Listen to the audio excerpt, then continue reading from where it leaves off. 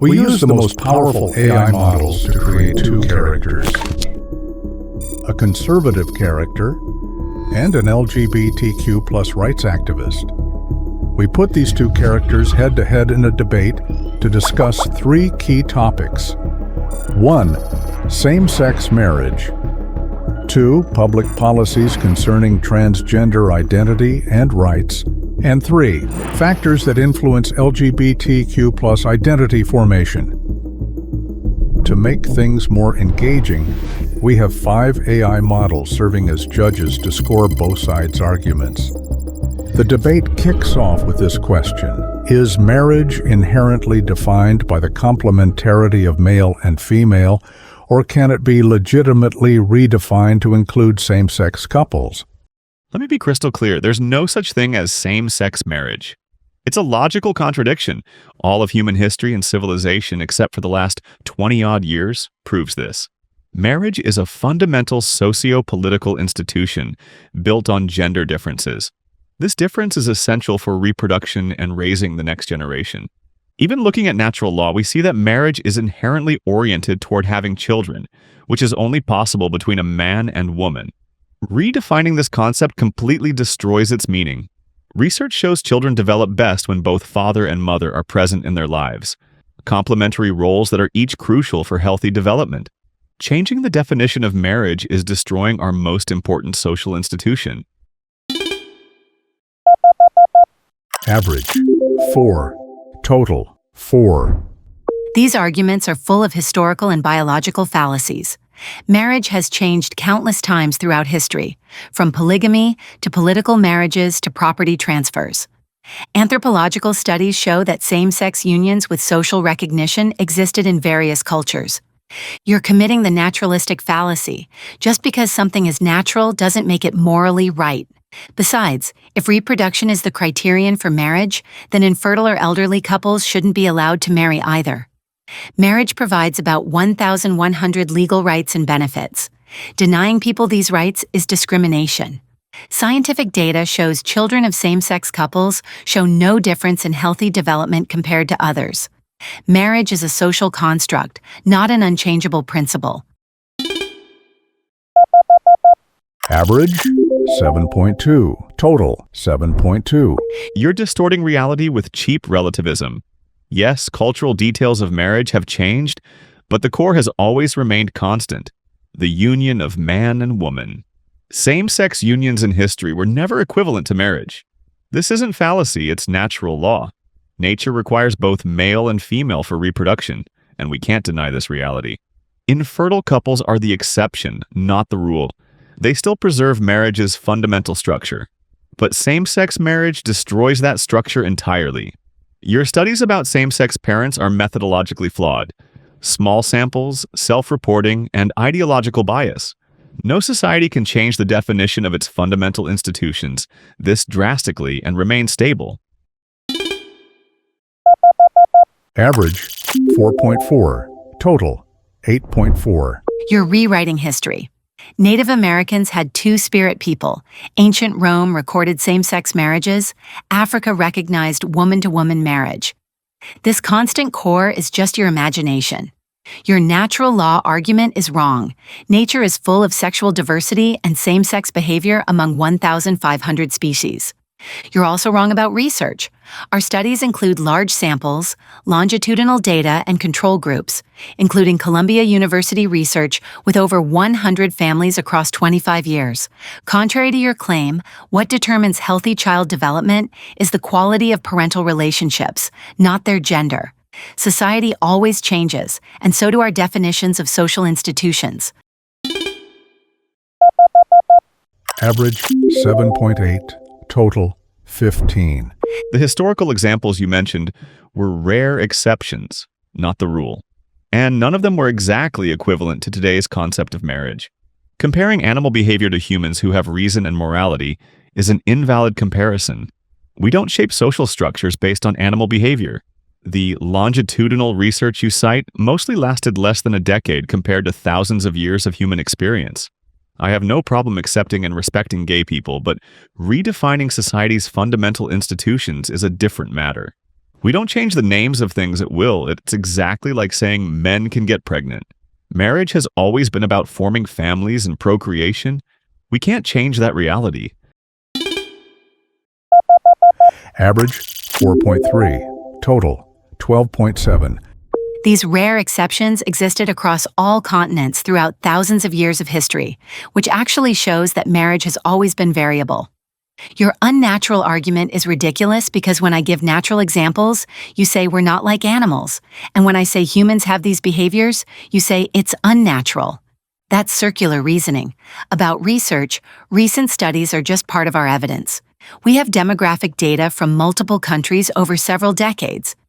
You say institutional definitions shouldn't change, but 60 years ago, interracial marriage was also called unnatural and a threat to the institution of marriage. Marriage has always been about forming families, but family isn't limited to reproduction. Average 7.2. Total 22.2. Comparing same-sex marriage to interracial marriage is completely wrong. Race has no connection to marriage's nature, but gender is directly related to its purpose and function. Just as we can't say a circle can be a square, we can't say marriage can exist without gender difference. You're denying the constraints of reality. Your claim about demographic data is misleading. No society in human history has widely and permanently recognized same-sex marriage. We only have a few decades of limited experience, and that's under conditions where divorce rates, single parenthood, and family problems have reached their highest levels. No wonder that, with the collapse of traditional family structures, the younger generation's identity crisis has intensified. Average 4. Total 16.7. Your A circle can't be a square argument is just word games. Marriage is a social concept defined by humans, not a geometric shape with a fixed definition. When you say no society in history, you're giving false information. Anthropological research shows different societies recognized various forms of unions. Linking today's family problems to accepting gender diversity is false correlation. Actually, data shows countries with equal LGBTQ rights have the highest family stability and child welfare indicators, like Scandinavian countries. You're deliberately ignoring scientific facts and exploiting people's fear of change instead of providing reasons. Average 7.5. Total 29.7. The Scandinavian countries you mentioned have the lowest marriage rates and highest rates of single living. This shows that when we distort the definition of marriage, it loses its value and importance. The child welfare indicators you cite mostly refer to material welfare and access to government services, not mental and identity health. The point is that marriage's definition goes beyond our desires. It's an anthropological and biological reality. You're trying to relativize everything by claiming it's a social construct, but the reality is that some structures are rooted in human nature. You can't change nature with ideology. Future generations will see the results of these massive social changes. Average 4.4. Total 21.1.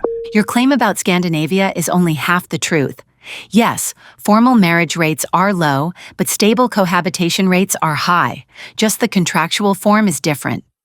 Interestingly, in these same countries, since same-sex marriage became legal, marriage rates among heterosexuals have actually increased, not decreased.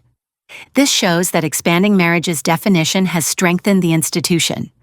You keep talking about human nature, but biological sciences, psychology, and neuroscience show that gender identity and sexual orientation exist on diverse spectrums that are part of natural human variation.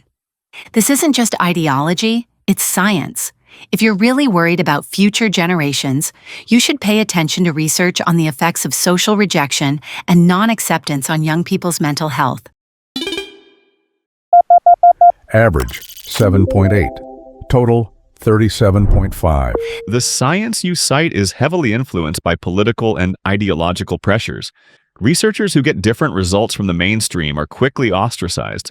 Research about people who regret gender transition or problems in same-sex families gets censored. About Scandinavia, cohabitation without marriage exactly proves my point. When marriage loses its meaning, people turn to informal and temporary relationships. The temporary increase in marriage after legalizing same-sex marriage is just a short-term effect. The long-term view of societies that have weakened traditional family structures shows a worrying trend: identity crisis, population decline, and increased anxiety and depression. This massive social experiment has many unintended consequences. Average 3.7, total 24.8. Your scientific censorship claim is classic conspiracy thinking. Research with weak methodology gets rejected, not because of its results. About transition regret, there's actually plenty of research, and the regret rate is under 1%, lower than most other medical interventions. Your interpretation of informal relationships in Scandinavia is also wrong. They have cohabitation contracts that are legally valid. The claim of identity crisis and depression isn't due to accepting diversity, but rather the result of new economic pressures, social media, and actually being rejected by society. Studies show that in areas with higher social acceptance, suicide rates among LGBTQ youth are lower. These facts can't be ignored with vague generalizations about unintended consequences. Average 7.6, total 45.1. Should transgender identity be recognized and accommodated in public institutions, or should public policy maintain traditional sex-based distinctions? Transgender identity cannot and should not be officially recognized in public institutions. This is an identity disorder, not a biological reality. Human identity is inherently connected to the physical body, and we can't deny this reality. Statistics show that people who undergo gender transition face high rates of depression, anxiety, and suicide, even after these changes. Transgender policies violate women's rights, from women's sports to scholarships and safe spaces. There are multiple reports of sexual assault incidents in women's restrooms by men claiming to be women. Children are especially vulnerable. They can't give informed consent for irreversible medical decisions, but the education system is encouraging these problematic identities. Average 3.5, total 28.3. Your claims completely contradict medical scientific consensus. The American Psychiatric Association, American Medical Association, American Academy of Pediatrics, and World Health Organization all recognize trans identity as a valid reality, not a disorder. The high rates of mental health problems you mentioned are the result of social rejection, not trans identity itself. The minority stress model has proven this. Your claim of violating women's rights is a fallacy. Trans women are women. Research shows hormone therapy after puberty reduces athletic advantages. Those sexual assault incidents you mention are rare cases that have been blown out of proportion to create fear. In fact, it's trans people who are more often victims of violence. Contrary to your claim, children only receive social and psychological support, not irreversible interventions. Average 7.9, total 53.0. I don't trust scientific consensus that was formed under political pressure. These same medical organizations considered transgenderism a disorder just a few years ago, and suddenly changed their position without strong scientific backing. The minority stress claim is a political hypothesis, not a proven fact. Longitudinal studies show that even in completely accepting environments, mental health problems continue. Saying trans women are women is a meaningless definition. The claim of rare cases of sexual assault is also false. There are thousands of documented reports. Hormone therapy doesn't eliminate all biological advantages either. Skeletal structure, lung capacity, and bone density remain. The social and psychological support you mention actually includes changing the child's name, clothing, and identity, which paves the way for later medical interventions. Average 3.6, total 31.9. Calling science political is the easiest way to dismiss evidence that doesn't align with your beliefs. Medical organizations change their views based on new research, like all scientific progress. The minority stress model is supported by multiple research studies. That Swedish study you're probably referring to actually says the results show trans people need more support, not that their identity is invalid. The claim of thousands of reports of sexual assault is completely baseless. No data confirms this. Sports scientists say that after 2 years of hormone therapy, physical advantages decrease significantly. And children? Actually, current treatment protocols are completely cautious. Medical treatments are rarely prescribed for under 16, and only with approval from multiple specialists. Average 7.6, total 60.6. Instead of addressing my main arguments, you keep referring to scientific consensus. While this consensus is deeply flawed and influenced by non-scientific pressures, a growing number of experts are expressing concern about the speed and intensity of transgender-related policy changes. Dozens of clinics in Europe are reviewing or stopping affirmative treatments, including the Tavistock Clinic in England. Your claim that medical treatment under 16 is rare isn't accurate. Thousands of adolescents and even children have undergone hormonal treatments and surgery. Researchers like Lisa Littman have shown that trans identity among teenagers, especially girls, follows a pattern of social contagion. In countries with the most freedom and acceptance, rates of gender identity disorders are higher, not lower. Average 4.5, total 36.4. You constantly distort facts. Littman's study was heavily criticized methodologically. She only surveyed parents from anti-trans websites without talking to the teenagers themselves. The Tavistock Clinic review didn't mean rejecting affirmative treatments, but requesting more oversight. Your claim of thousands of children under surgery is completely false. Surgery under 18 is very rare and only happens in special cases. Current protocols include lengthy psychological evaluations, continuous medical supervision, and full parental consent. The connection between more freedom and more identity disorders is simple. In societies with higher acceptance, more people dare to reveal their true identity, like when left-handedness became accepted, and suddenly left-handed statistics went up. Average 7.5, total 68.1. Comparing left-handedness to gender identity disorder is a false analogy. Left-handedness is a simple trait, not a complex identity requiring extensive medical interventions. Criticism of Littman's methodology is merely an attempt to discredit unpleasant findings. Social contagion patterns among teenagers regarding behaviors like self-harm, eating disorders, and now gender identities are well documented. I didn't say thousands of children under surgery. That's distorting my words. I said thousands have undergone hormonal treatments and surgery across different age ranges. The issue is that today's policies violate women's natural right to safe spaces, fair athletic competition, and even their own specific language. This is a real rights conflict that can't be solved with general slogans. Average 4.4, total 40.8. I didn't refer to left-handedness as an identity, but as an inherent trait that when freed from social stigma, its statistics increased. The same pattern applies to gender identity. Criticism of Littman's method is scientific, not an attempt to discredit. She only surveyed opposing parents, not the teenagers themselves or specialists. It's like studying addiction only from the perspective of angry families.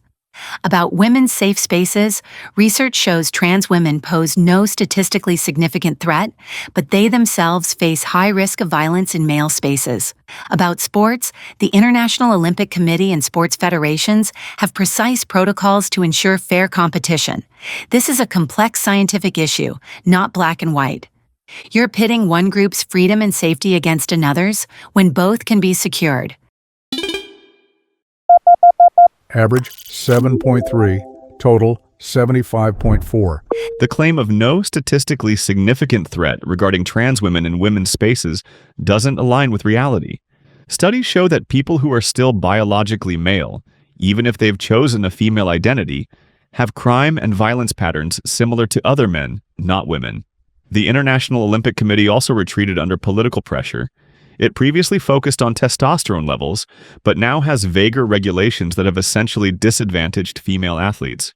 The argument that both can be secured ignores biological realities. You can't say biological males have the right to compete in women's competitions and simultaneously claim to defend women's rights. In America and Britain, male prisoners declaring female identity have been transferred to women's prisons and multiple cases of sexual assault have been reported.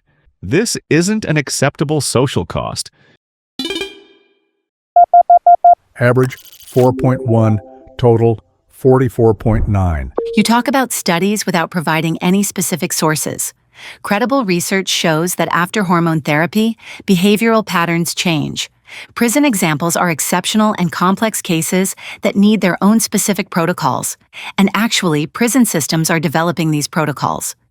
About sports, IOC rules changed based on current scientific knowledge, not political pressure, and each sport has its own specific protocols. You constantly talk about biological males, while today's scientific knowledge shows that biological sex itself is a spectrum, not a simple binary, chromosomally, hormonally, and anatomically. The number of people born with intersex biological characteristics is about 1.7% of the population, roughly the same as people born with red hair. Human reality is more complex than the simple binaries you create for your own convenience.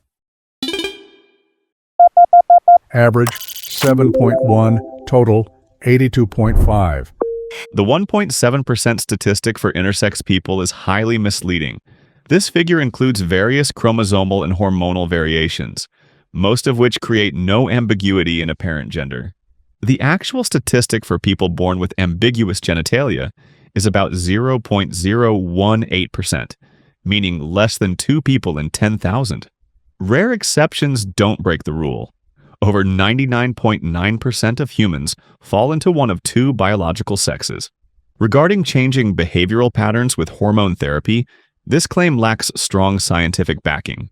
The human brain forms during fetal and childhood development. Hormone therapy in adulthood can't reverse all these effects. The main issue is that we're imposing a dangerous lie on society, that biological sex is unimportant and mental identity is more important than physical reality. Average 4.7, total 49.6. You're using statistics selectively. The 0.018% statistic only relates to one specific type of intersex variation, anatomical ambiguity at birth. The 1.7% statistic relates to the entire spectrum of biological sex variations confirmed by credible medical researchers. This proves exactly the point. Biological sex isn't a simple binary, but a spectrum of characteristics. About brain and hormones, numerous neuroimaging studies show that the brain structure and function of trans people before any hormonal intervention shows similarities to their identified gender. Hormone therapy also has multiple effects on tissues, metabolism, and physical characteristics. No one says biological sex is unimportant. We're saying gender identity is more complex than just chromosomes or genitals, and this complexity is confirmed in biological sciences, neuroscience, and psychology. The dangerous lie is dividing humans into 2 completely separate boxes and denying natural variation. Average 7.5, total 90.0. You're mixing different concepts to make simple reality seem complex. Biological variations exist, but this doesn't mean gender is a spectrum. It's like saying because some humans are born with 1 leg, the number of human legs is a spectrum. No, humans have 2 legs, and other cases are exceptions. The brain imaging studies you mention are also controversial. Small samples, methodological problems, and lack of reproducibility. Even if brain patterns are different, this doesn't necessarily confirm trans identity. It could be the result of mental disorders. The important point you're ignoring is that current policies secure one group's rights at the cost of violating another group's rights. Women and girls have the right to their own safe spaces, and this right is being eliminated by transgender policies. Privacy, security, and athletic fairness for half the population can't be sacrificed for the mental identity of a small group. Average 4.6, total 54.2. Your argument about legs is an obvious fallacy. A leg is simply a visible organ with a specific function, but biological sex is a combination of chromosomes, hormones, internal and external organs, and secondary characteristics. Just as eye color has a spectrum from blue to brown, sex can have more variations than just two states. About brain studies, a systematic review of articles in the credible medical journal Lancet in 2024 confirms these findings. This debate is practically over in scientific circles. You keep talking about violating women's rights, but you forget that trans women are also women. The right to safety isn't just for one specific group of women. The narrative of men in women's spaces is misleading. Trans women have been present in women's spaces for years without causing problems. The real concern for trans women is that when they're forced to use men's facilities, they face high risk of harassment and violence. Average 7.8, total 97.8. The claim that trans women are also women is an ideological claim, not a biological fact. A man considering himself a woman doesn't make him a woman. Just like if I considered myself a parrot, I wouldn't grow feathers and wings. The claim that they've been present in women's spaces for years without problems is also false. Previously, trans people only got permission to enter opposite-sex spaces after complete gender reassignment surgery and years of living in the new gender. But now, merely claiming identity is enough. And this is dangerous. About the Lancet, this same credible publication hastily and eagerly published an article a few years ago claiming puberty blockers for children were safe, and later had to admit this claim lacked sufficient scientific backing. In Sweden, Finland, and England, treatment guidelines have shifted toward a more cautious approach, showing that scientific consensus is breaking down. Average 4.4, total 58.6. Comparing gender identity to considering myself a parrot shows how deeply you misunderstand the issue. Non-binary gender identities have existed throughout human history and in different cultures, from Hijra in India to Two-Spirit in Native American cultures. This isn't a mere claim, but a real human experience. About the Lancet, you don't provide a source because no such thing exists. The Lancet never made such a claim. Changes in Sweden and Finland don't mean rejecting affirmative treatments, but improving evaluation and oversight protocols. The point is that you focus on trans people as a threat, while they themselves are the main victims of violence.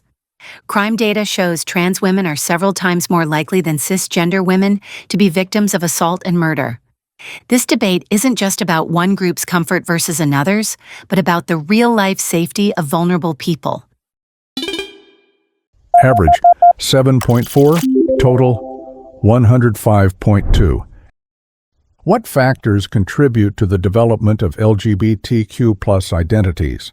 Biological influences, personal discovery, or social and cultural contexts? The main issue is that LGBTQ+ identities are primarily a social and cultural phenomenon, not biological. Statistics confirm this. Over the past 10 years, the percentage of teenagers identifying as LGBTQ+ has risen from 1 to 3% to about 30% in Gen Z. This sudden increase can't be justified by any biological explanation. Dr. Lisa Littman's study shows that trans identity spreads among friends, friend groups where suddenly several members simultaneously declare they're trans. This social contagion pattern is exactly similar to eating disorders and self-harm among teenagers. The phenomenon of regretters, or those who regret gender transition, is also increasing. The reality is that vulnerable youth, especially those suffering from other mental disorders, under the influence of media, social networks, and school culture, adopt these identities as solutions to their deeper problems. Average 4.3, total 62.9. Your social contagion claim is a distortion of research and ignoring actual data. The increase in LGBTQ+ identity expression is exactly similar to the increase in left-handedness statistics in the 20th century. When the pressure to hide was removed, apparent statistics went up. The Littman study you cite is severely methodologically flawed. She only sampled from opposing parents on anti-trans websites, without even one interview with the teenagers themselves. When all credible research shows sexual orientation and gender identity form from early ages, not in adolescence. The truth is that a combination of biological, genetic, prenatal, hormonal, and environmental factors play a role in forming sexual identity. Culture only affects the expression of these identities, not their creation. The regret statistics you mentioned are also under 1%, and most regret due to social rejection, not the change itself. Average 7.4, total 112.6. Research claiming gender identity forms from early ages is mostly based on case studies and after-the-fact self-reports, not longitudinal research with control groups. You reject Littman's study because of methodology, because you don't like its results. But when we look at demographic statistics, we see striking differences between similar industrialized countries. For instance, in Sweden, the rate of trans identity expression is 10 times higher than Finland, two countries with similar culture and genetics. This massive difference can only be explained by social influences. Or how in some girls' schools, suddenly 15 to 20% of students express non-binary or trans identity, while the general statistics are under 2%. Even in identical twin research, the correlation for homosexual identity is only about 20%, not 100%, showing environmental factors play a much larger role than genetics. Average 5, total 67.9. The statistics about differences between countries that you mentioned actually show the effect of social acceptance on expression of identity, not its creation. In countries with greater acceptance, people more easily show their true identity. You're also misinterpreting twin research, a 20% correlation compared to less than 2%. In the general population shows genetics has a significant but not complete effect, because epigenetics and prenatal hormonal influences also play a role. Neuroscience research shows brain structures of trans people, before any intervention, have greater consistency with their expressed gender, pointing to biological factors. Another important point is that history shows non-binary identities existed in all cultures, even before modernity, from feminili in ancient Rome to woman-men in indigenous cultures. These identities aren't new, they were just suppressed. Average 7.6, total 120.2. The claim of non-binary identities in all cultures is historical distortion. The exceptional examples you mention were mostly marginal people who existed for specific religious or cultural reasons, not as widespread and normal identities. No society in human history has existed where a significant percentage of the population, like 20 to 30% of today's Gen Z, identified as LGBTQ+. Don't commit historical fallacy. About brain research, results are completely contradictory. Some studies show differences, others see no difference. Plus, it's unclear whether these differences, if they exist, are the cause of trans identity or its result. Media content analysis shows that in the past 10 years, LGBTQ+ character representation has increased by over 1,000%, coinciding with dramatic increases in expressing these identities. The connection between these two is undeniable. Average 4.4, total 72.3. Your claim of 20 to 30% of Gen Z is exaggerated. The actual statistic is about 15 to 20%, which includes the entire LGBTQ+ spectrum, including bisexuals who are the largest group. The connection between increased media representation and identity expression doesn't mean causation. Both are results of decreased social taboos. It's like saying increased autism awareness caused more autism, when actually diagnosis just got better. Brain research also doesn't have contradictory results contrary to your claim. Systematic reviews of studies show clear patterns exist. Moreover, even if social factors play a role in identity expression, this doesn't mean these identities are contagious or unreal. All human identities, including national, religious, and even sports identities, are shaped under social environmental influence. This doesn't diminish their validity and authenticity. Average 7.4, total 127.6. Comparing LGBTQ+ identities to national or religious identity is misleading. National or religious identity are obviously social constructs. And no one claims these are innate and biological. But LGBTQ plus advocates constantly claim these identities are absolutely innate and unchangeable, while simultaneously saying gender fluidity exists. This is an obvious contradiction. The main point is that we're witnessing a massive social experiment on the young generation. Mental health data shows that simultaneously with increased LGBTQ plus identities, anxiety, depression, and suicide among teenagers has dramatically increased. You say this is due to lack of acceptance, but why is the mental health situation of these groups worse in countries with the most acceptance? What we're observing is a flawed cycle. Young people with mental problems turn to LGBTQ plus identities, hoping to find acceptance, but ultimately their situation gets worse. Average 4.4, total 76.7. This claim that, in countries with the most acceptance, mental health is worse, is completely contrary to fact. Epidemiological studies show that in areas with stronger LGBTQ plus protective laws, suicide and depression rates in this population are lower. No one says LGBTQ plus identities are absolutely innate. We say a combination of biological and environmental factors play a role, like many human characteristics. There's no contradiction in this. Gender fluidity also doesn't conflict with being innate, just like human intelligence has innate aspects and is also changeable with environment. About mental health problems, longitudinal studies show LGBTQ plus people have high rates of anxiety and depression even before expressing their identity. So this isn't the cause, but comorbidity. It's natural that people more sensitive to strict social norms show greater reactions. This isn't a chosen path, but an attempt to adapt to an internal reality. Average 7.8, total 135.4. Your epidemiological studies are selective and short-term. Look at Sweden, the country with the highest level of LGBTQ plus acceptance in the world. But their 30-year study shows trans people, even after complete transition, have suicide rates 19 times the general population. The claim of comorbidity or minority under stress can't explain this massive gap.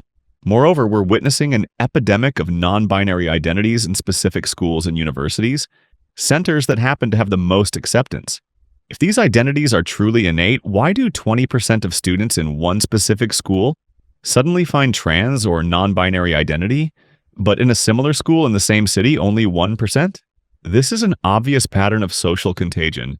By accepting this simplistic narrative that everything is innate, we're neglecting real treatment of underlying mental problems and directing a generation of youth toward unnecessary medical interventions. Average 4.8, total 81.5. The Sweden study you mentioned was from 1973 to 2003, when current protective laws, modern medical protocols, and today's social acceptance didn't exist. The same researchers later emphasized that results shouldn't be used to reject affirmative treatments. Newer studies with modern protocols show different results. The 20% in one school statistic you mentioned has no credible source and is probably informal or exaggerated reports. Even if rates are higher in some environments, this could be because LGBTQ plus people naturally gravitate towards safer environments. No one says everything is innate. We say these identities are real and valid, regardless of their exact origin. Your viewing underlying mental problems as the cause of these identities goes against the view of global psychiatric associations that say a large part of these mental problems result from social rejection and internalized hatred, not the cause of LGBTQ plus identity. Average 7.7, total 143.1. You say psychiatric associations have opinions, but these same associations are under severe political and social pressure. Hundreds of psychiatrists and psychologists have admitted in open letters that they can't express their real concerns about the affirmative model because they're afraid of losing their jobs or being accused of hate speech. This atmosphere of intimidation prevents free scientific discussion. About the Sweden study, newer studies also show similar results. 2020 research in the Netherlands, a country with strong LGBTQ plus support, showed that even with modern protocols, depression and anxiety rates don't significantly decrease after gender transition. Statistical data from specific schools have credible sources. Official school reports in England and America confirm these patterns.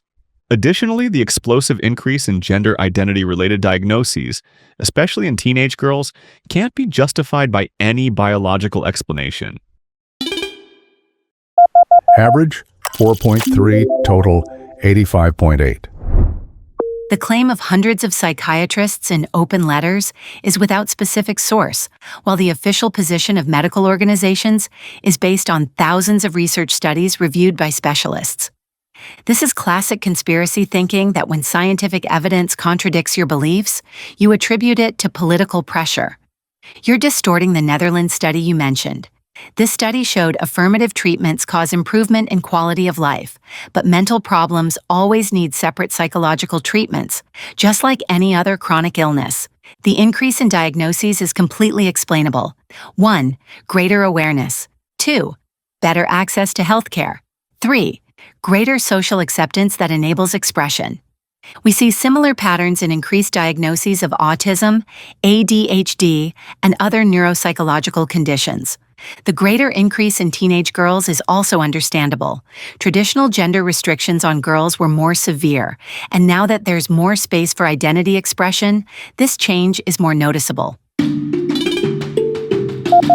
Average 7.8. In this debate, the LGBTQ+ rights activist won by a significant margin, scoring considerably higher with the judges. Let's look at the bias patterns across different models. All 5 models showed bias toward the LGBTQ+ rights activist. ChatGPT showed the most bias, while Gemini showed the least. Here's Grok's summary analysis of this debate. The conservative made emotional claims about marriage and transgender issues, asserting that redefining marriage would cause societal chaos and transgender bathroom access would raise assault rates, but offered no evidence. Meanwhile, the activist countered with logical reasoning and studies on same-sex parenting and transgender safety, effectively addressing counter-arguments. This contrast, the conservative's unsubstantiated passion versus the activist's evidence-based clarity, resulted in the activist delivering a stronger performance. Thanks for joining us for this debate. Don't forget to subscribe before you go.